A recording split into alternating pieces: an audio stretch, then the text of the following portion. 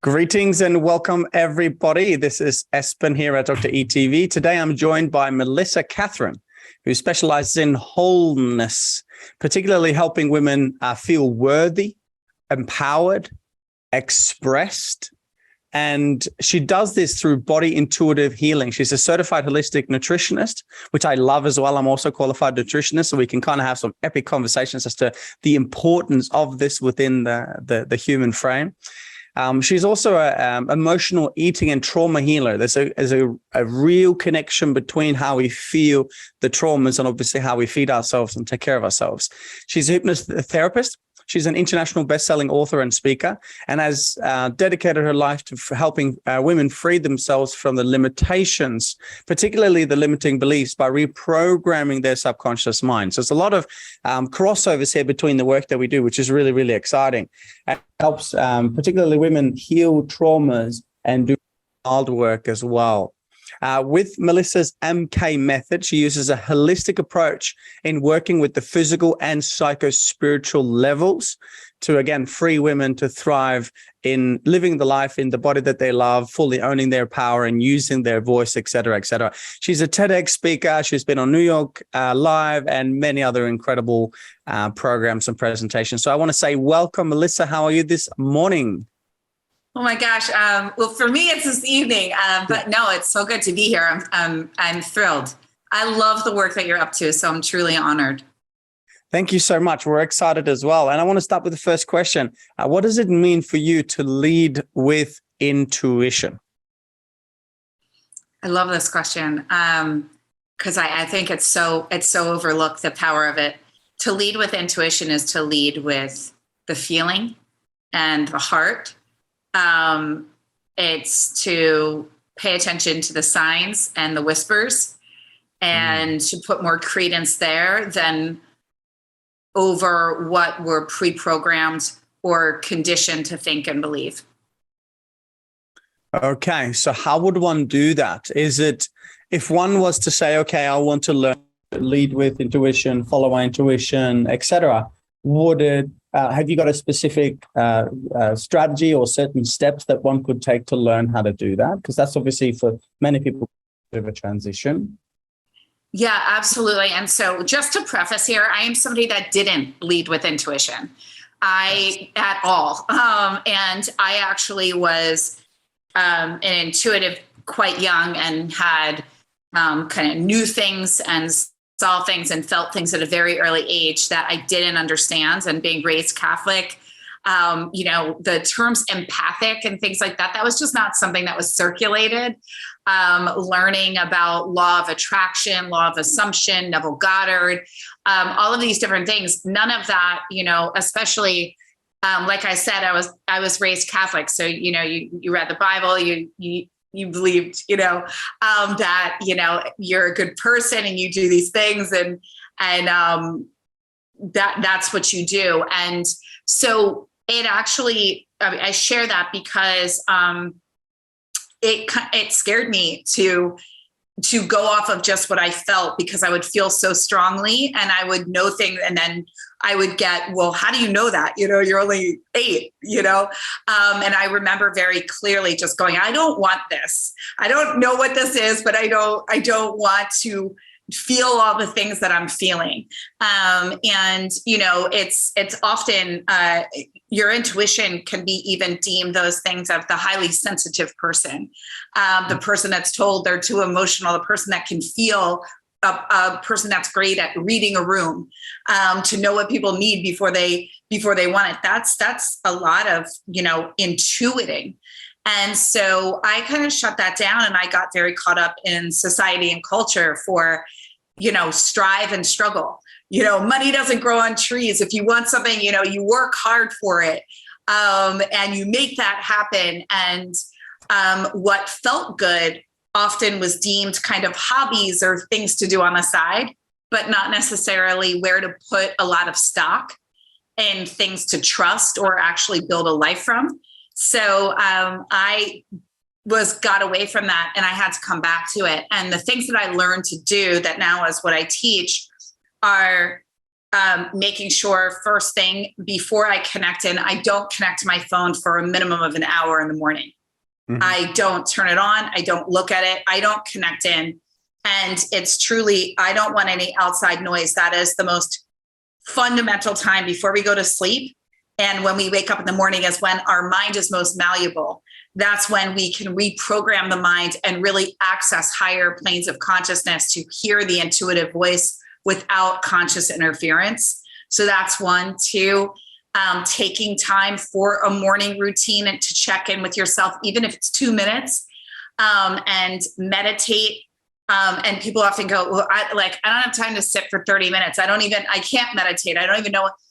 Meditation can be whatever you want it to be. You can work out and meditate. You can go for a walk in nature. You can just breathe for 2 minutes but it's about quieting and going inward, closing your eyes and being in a connected experience with self to allow for higher consciousness to speak to us, because your intuition knows a hell of a lot better than you on how to get to exactly where you want to be. And it's going to get you there so much faster and on an easier path. It doesn't mean you wouldn't get there on your own. You just would probably have a lot of trials, tribulations, heartache, a lot longer to get there. And so your higher self's like, no, go this way. And often it doesn't make a lot of sense. So the other thing that I would say, and that I often advise my clients and people in my community, is have a journal and start to write down all the signs and synchronicities that happen for you in your life, especially if you're somebody that doesn't lead with intuition and leads with your mind and is often disconnected from your body and doesn't know about connecting in or isn't available to or hasn't been open to the notion of something greater supporting them. And that's whatever you want that to be, whether it's source, God, universe, angels, Mother Nature. But having a journal where you start to record signs and synchronicities helps to increase your trust and to look for them more often. And then you go, oh my God, there were all of these signs for me my whole life. I was being guided and led to things that I wanted. Whether I listened is another story, but they were always there for me. And how are they there for me now?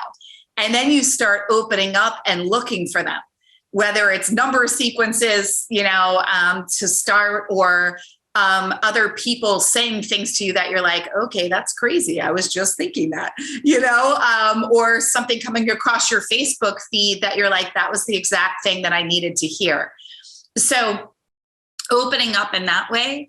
And then the other thing for connecting in, and I'm sure, if you have a background in nutrition, the number one way for intuitive guidance when I work with people, it's about cleaning up the vessel, your diet, so that you're a clear channel for all guidance to come in, because stimulants, sugar, alcohol, caffeine, it clouds and it gets us disconnected.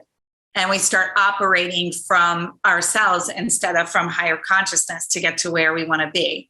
And so even when I'm saying higher consciousness, that still resides within you, but it's about accessing that. And so it's about really cleaning up and getting back to whole foods, just eating clean foods in their natural state that don't live in boxes and bags, that aren't processed, where you actually know where they're coming from. And that, and drinking water, since your body's comprised 73% of water, to again, think about that water carries a vibration. You're made up of water. We are vibrational beings. How do you think you program yourself and your cells? Your cells hear everything you say, every thought you think, every feeling holds a vibration. Every word has its own vocal sound and vibration and frequency. That's all that we are.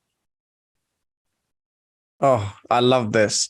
So I just want those watching, listening to perhaps go back and press replay on this and really write those things down, because here Melissa's dropping a lot of golden nuggets, such as specific ideas and practices as to how to be able to tap into higher states of consciousness, aka reconnect back with your intuition.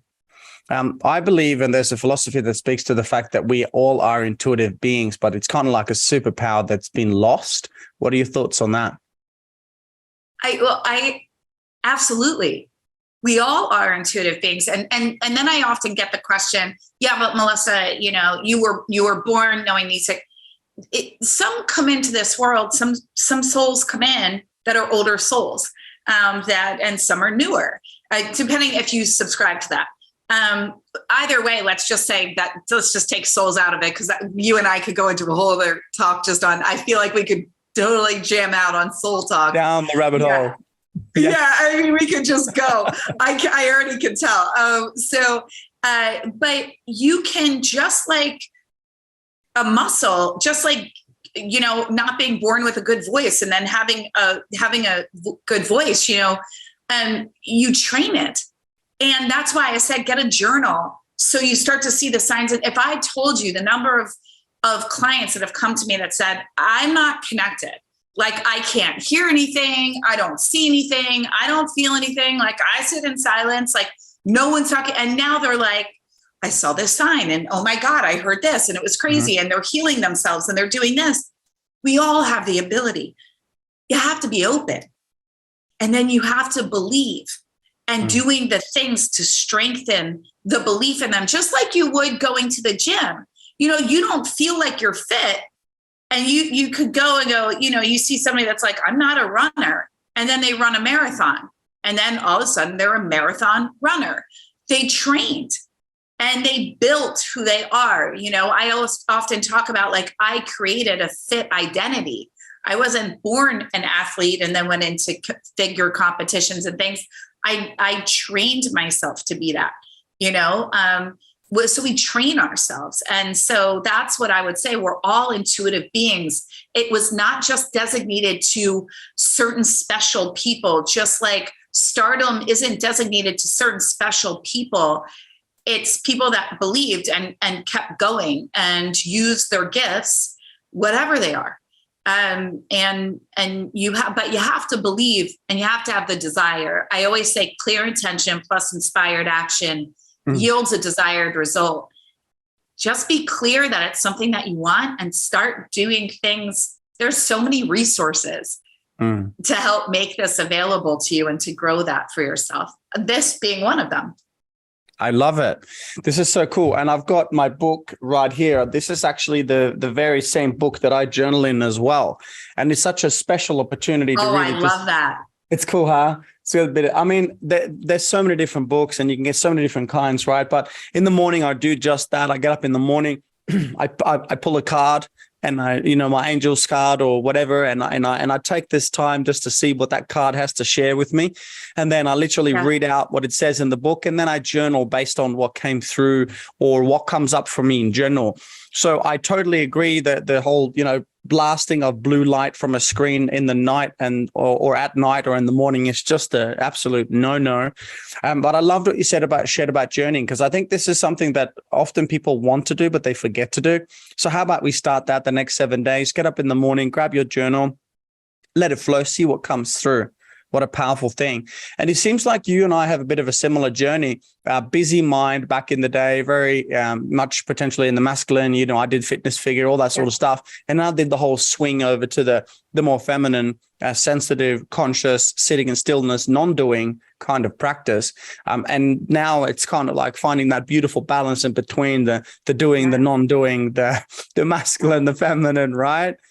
So I want to ask you a question. What has your journey been like from discovering being more aware of your intuition? How was that transition for you?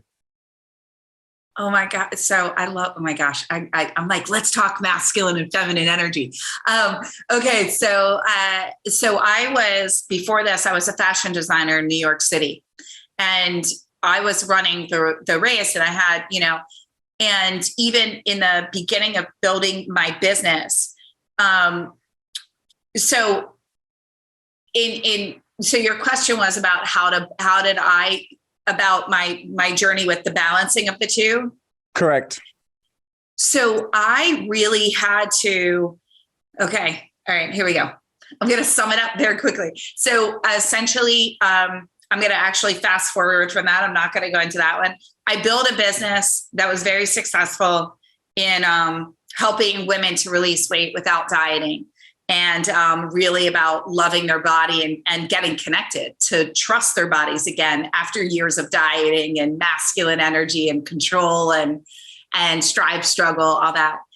And I ended up getting cancer, and I really reevaluated a lot of things going on for me. And I saw that I had built a business that I didn't fully love. It wasn't fully filling me up, and I was running it in a way that wasn't giving me a life. So it was my own business to build on doing this. I built my own golden handcuffs. I can work from anywhere, but I was working all the time, and I was helping all my clients achieve their dreams and seeing them do this. And I'm like, I'm getting all of my fulfillment from them thriving, but I need to thrive too. It can't just be I've got this successful business and I look healthy and fit, but like, where's the rest of it? And so I really use that as an opportunity to say, what else is here for me? And I shifted the entire way that I did my work. And I shifted the way I related to my business, the way that I work, everything. I created very strong boundaries in my time. I made full, never work a weekend. And I made a lot of time for creativity and time to say yes to the things that I hadn't given myself the grace of. So, hey, you started a business so you could live this life of your dreams. Where is that? What time do you want to really start working? What time do you want to end working? And are you honoring that? Because I would always go, yeah, I'm doing that. But then I'd work 2 hours after it. And I'd get up before Guilty. that. So, yeah. And so I just said no. And I started to see how efficient I was and how having this balance and having this time, and I would go surfing and I would go hiking and I would have, I'd be dating a lot more and I would be doing this and doing that and time with my friends and just doing things that lit me up, and especially in the creative, because I was a fashion designer. And when I built my business, I went heavy into, because I also geek out on business strategy, right? That's another side of me that but I had only gone from one and I had missed the other. And that's the yin and the yang. And we all have that. So we need balance. Men and women, we all need balance. You need your time with friends. You need your time laughing. You need your time with family. You need your time. And I used to push through those moments when I would be, especially when I was in a launch or I had a deadline and my team needed things. I'd be like, we just have to get it done. And, you just have to push through. And I would just feel a stalemate, but I would still do it. And now I get up and I go for a walk, or I take a break, or I just I tap in and ask my soul, what do you need right now? And when I listen to that, even if I don't come back to that work that same day, I will end up getting up in the morning and feeling inspired and do from 6 to 7 a.m. All of a sudden I'm writing and it's just flowing. And it's the most epic thing I've written, And so those are the things that I really started to do when I had to shift. And I have to remind myself too, hey, are you making sure that everything you're doing is balanced? Because there is a time for your masculine energy and there's a time for the feminine, and they both serve. But 30 minutes of meditation is the equivalent of 30 hours of manpower doing work. So when you really sit there and you're like, okay, what if I just went for a walk for 30 minutes and just thought about and saw myself having the success and what it would feel like, and allowed for divine inspiration to guide me. That's when you look at your phone and all of a sudden you get asked to do a speaking event that you were like, oh, okay, I wasn't expecting that. Or, all of a sudden your client's like, I just referred you to 5 new people. Or you see whatever it is, whatever you're wanting. And that's when all of a sudden these things happen and you're like, thank you. And then you have to give thanks. And and that's the other thing that I can say, guys, you have to praise everything that comes in, especially when you're first starting. The universe loves to experience gratitude through you. And so bless what comes in. I don't care how small. If you ask for money and you find 50 cents, be like, I am rich. You know, if you're asking for an abundance of business opportunities and in your mind, you're like, I need 10 new clients, and you get a free something, be grateful, and then add some more specificity in what you're asking for, but be grateful for everything that comes to you. You have to appreciate where you are for the blessings to multiply, and always know, give with a generous heart, and then be open with a receptive heart. I love this. And it's written in every single scripture. Right? He and she who is grateful will be given more to be grateful for. And even he and she who is not grateful, even that which he and her has will be taken from him or her. That's a scripture out of the Bible. And I know this through gratitude in essence. I always say, how do you expect the universe to give you more things to be grateful for if you don't already cultivate wholehearted gratitude for all of the things you've been blessed / take for granted? It's universal law, right? Exactly. And it's fascinating too, because not to get all into the Bible but like, if you do go back to the Bible, all of this was there. Mm-hmm. Like from the beginnings of time, it's all in scripture in a multitude of ways, whether Shakespeare, Aristotle, like it just goes on and on. It's been said 50,000 to Buddha, 50,000 different ways, Jesus. And yet, you know, and it's fascinating. And you see this in weight loss too, how much we love to complicate everything, but the most simple things are what's going to get you to where you want to be. And they're also the most powerful, and they're often free, like breath. Oh, so beautiful, sister. I love this.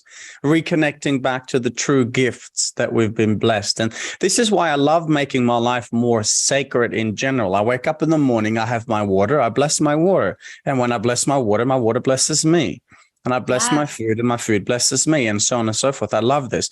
I'm going to do a little 180 here and quickly come back to something that you shared before and see what the gifts in that is for both you and I, and also for our viewers.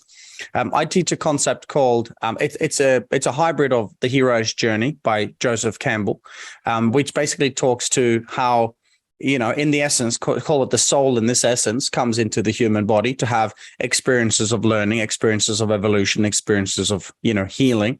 And as such, then we end up in the pit. Now, often the pit will represent the traumas or the challenges that we have. In this instance, for me, I broke both my legs and almost died in a hospital twice. In this instance, for you, it could have been, say, the cancer. From the aspect of the higher self, from the aspect of intuition, talking about how you lived life and in the rut and busy, very successful, great, not necessarily fulfilled. What do you think the disease, the pit, for example, the cancer really, in essence, was meant for you? What was the message and the wisdom in that for you? Oh, in a metaphysical sense. So disease manifests on the metaphysical first.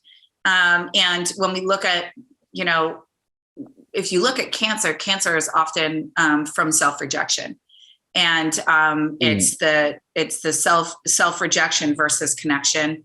And often disease, that's when we look at that inflammation in the body from a scientific standpoint, but often that's where, you know, it comes from on the metaphysical. I had thyroid cancer. Well, thyroid, that's your throat chakra, and it's not using your voice. So where was I not living my truth? Where was I not fully expressed?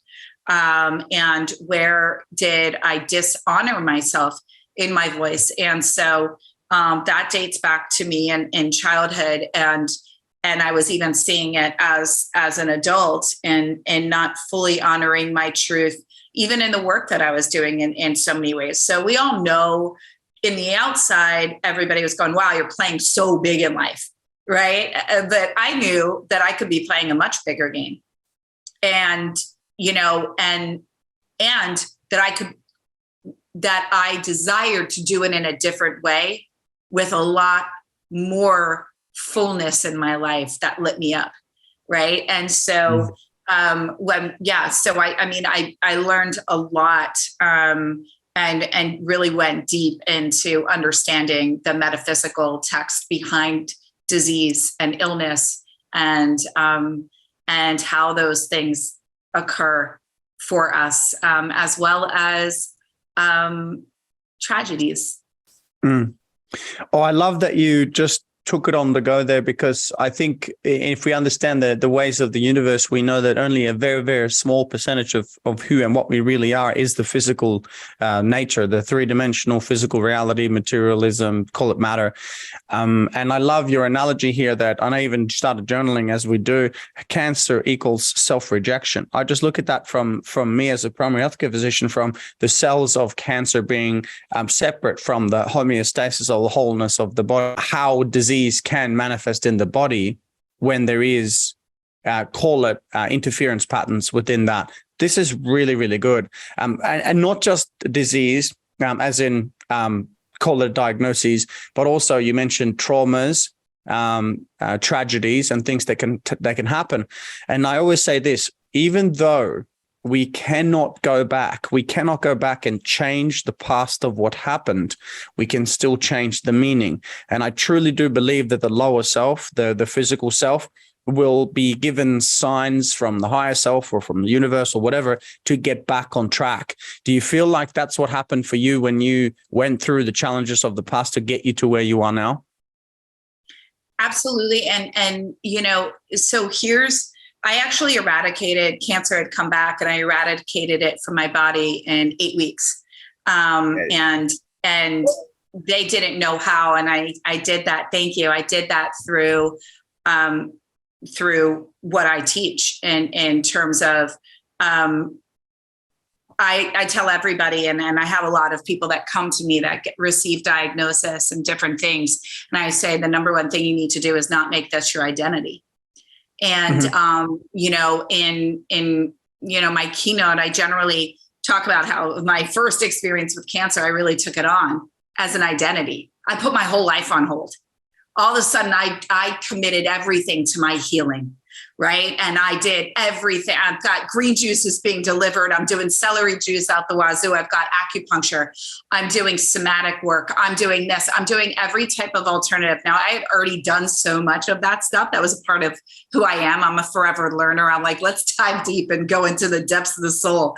So but I was like, oh, okay, we're going to heal all the things, but I canceled all my trips. When I received the call the second time, I was heading up to my new home in LA. I was so excited about this whole new chapter that I had started after I just had 2 surgeries and my treatment, and I had done all the things. And then I got the call, and I was like, I literally dropped to my knees when I got up to LA, and I just said, I don't understand. Like, I've done everything, and I was just sobbing.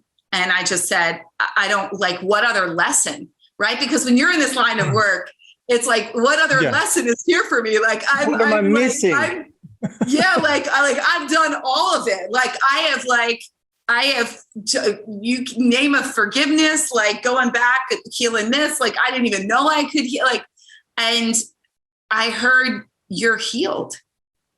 And I said, like that. And I said, I'm healed. I'm done. There is no room for illness in this body. I do not relate. Who I am right now has absolutely no time. I've got too much life to live. I've got no time for this. I've given you 3 years. You're done. Like, there is no room for illness. I don't feel sick. You are not allowed. I draw the line in the sand. I'm not even taking this on. I'm not talking about it. I'm not telling it. I'm not saying I didn't cry a lot at first, and like really sit there. And I asked myself, I said, and because my doctor said, I think you need to fly home across the country. I think like you don't have a support team there. I think you need to get in touch with your surgeon, like all this stuff. And I'm like, not doing any of that. And I said, and they said, you need another scan in 8 weeks, and then we'll know our next steps. And I said, I committed to daily prayer, self-hypnosis. And I said, if I never received this and I was living my best life, how would I live each day?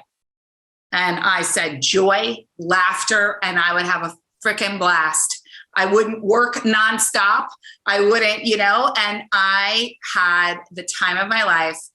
And in 8 weeks, I couldn't find it. But that was, I remember the distinct, and I didn't talk about it. I gave, where they say, where you place your focus, your energy goes and grows. I didn't tie anything to it.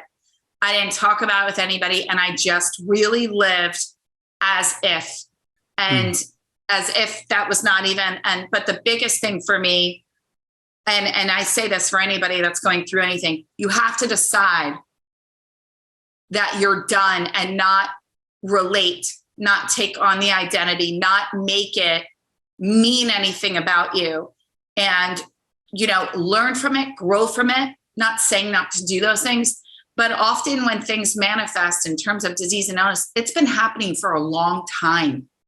And so many will go like, I don't understand. Like, I don't even feel like, but I love me now. And like, I'm so happy. Like, how is this happening now? And I'm like, it's just showing to the surface now, And so, just knowing that, not making it mean, but also knowing that you get to decide and live in the reality of what you want. The mind doesn't know the difference between a dream or reality. And it will align with your body, with what you believe to be true for you. Beautiful. I love what you share here, as in, the old question / concept of, what if you only had a couple of days left to live, a couple of weeks, a couple of months? What would you do? And you just went straight there to those higher frequencies, that of laughter, that of joy, that of fulfillment, that of really living in the present moment as the only place where we can be creative, where we can access the superconscious, et cetera, et cetera. So I'd like to just, before I ask you the final question, just to get the listeners and the viewers to kind of take a couple of breaths. And if you're not driving, if you're safe to do so, perhaps close your eyes for a moment. And I just want you to imagine now that you only had that short period of time to live. If that was the case, how would you live? Would you continue to hustle, to rush through life? Would you continue to do some of the other things that you're currently doing now? Or would you perhaps change and do a 180, 360, who knows, where suddenly it was you living your life to the fullest? What does that look like? What does that feel like? How much fun is in there? What do you need to do right now to transition from where you currently are to the life of your dreams? Just take a moment to feel into that right now. Again, go back and listen to this interview again from the start, over and over again, until it sinks in, if this is resonating with you. Nonetheless, let's apply some of the things that we've learned today, from morning practices to gratitude to cleaning the vessel, the only place the spirit gets to live, to really purify this vessel, to have more and more gratitude in our lives, more fun, more laughter, and to learn and see who we really are in this human reality, and to take every day, perhaps to see every day as an absolute gift with sacredness, and how we could live each day, not expecting that there's another day, but to live this day like it was the last and to live it to the fullest. I love this, because sooner or later, this is going to be reality. And if we look back, if we could take this time to say, I lived, I loved, and I served my heart out, that would be a magnificent journey indeed. So what does truly living mean to you? Melissa, I have one more final question for you. I want you now to imagine. You ready? I am. I'm ready. Let's go. It goes like this. I want you to now imagine that you're on the world stage. You've got perhaps hundreds of thousands, maybe millions, however many people watching. And the entire world has gathered to hear your message to the world. Take your time, breathe and feel. And whenever you're ready, please share with us, what is your message to the world? My message is that you can have, be, do anything that your heart desires. And that's your truth. If I could go back and give everyone a lobotomy, it would be that you can do anything that your heart desires, and never let anyone tell you otherwise. And know that if it's a desire on your heart, it is meant for you. It's truly already happened.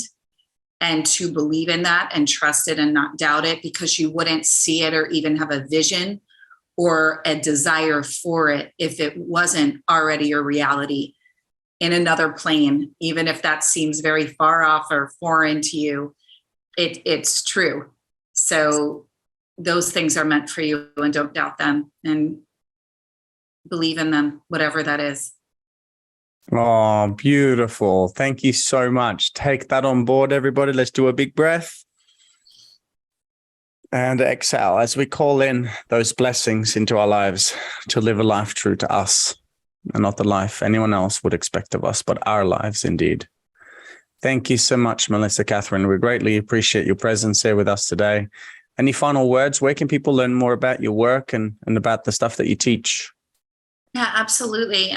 So you can learn more about me at my website, Melissa and Kathryn, KATHRYN.com. I have a free miracle mindset hypnosis, and I believe we gifted to your community my Miracle Mindset Challenge, which has 5 days of morning rituals that I do, and then five live video module trainings, worksheets, and different things to support and reprogramming your subconscious mind. And I have the Wholeness podcast as well. And, all the social medias, TikTok, Instagram, Facebook, at Melissa.Kathryn. Yeah. Wonderful. And the podcast is called Wholeness. Is that correct? That is, yes. So Excellent. Wholeness is coming back to the truth of who you are before you ever thought you were less than. Oh, I love that. Oh, I love that. Excellent. Okay. Well, again, Melissa, thank you so much for your time. We'll make sure that our community listeners and viewers get access to the incredible assets that you've shared with us as well. And I just want to take this time once more to say thank you. In a time like we're living in right now, we need more people like you. And for those of you who have listened to this, please share it with your friends and family and loved ones if this resonates with you. And God bless you on your beautiful journey, Melissa. Thank you so much for taking the time today. Thank you so much for having me. This is so special that you do this, and you're truly a gift to everyone. I feel so honored, and I have to get you on my podcast as well. So everybody stay tuned for that, for more epic. But thank you so much for having me. Thank you so much. See you soon.